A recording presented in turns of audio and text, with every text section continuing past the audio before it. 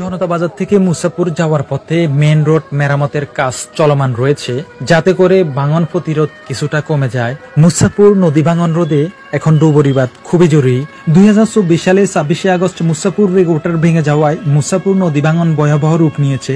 বিভিন্ন এলাকায় নদী ভাঙন ঠেকাতে 171 কোটি টাকা ব্যয়ে নদী ভাঙন প্রতিরোধ নেবে বলে জানা গেলেও এখনো পর্যন্ত কোনো সাড়া মিলেনি। বিভিন্ন এলাকায় মানববন্ধন করা হয়েছে।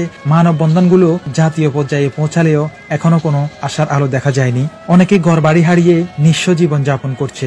নির্ঘুমে রাত পার করছে অনেক পরিবার। যার চলে যায় সে বুঝে হায় ভাঙনে কি যন্ত্রণা। ও নদীরে তুই ভাঙলি আমার ঘর, তোর কিনারায় থাকতাম তুই করলি আমায় পর। নদীর তীরবর্তী এলাকার মানুষজন দুর্বিষহ জীবন যাপন করছে।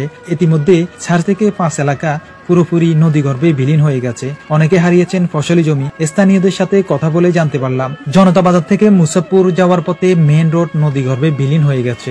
এখন মেরামতের কাজ চলমান রয়েছে। এই মেরামতের কাজ আমার মতামত অনুযায়ী এক ধরনের বৃথা চেষ্টা।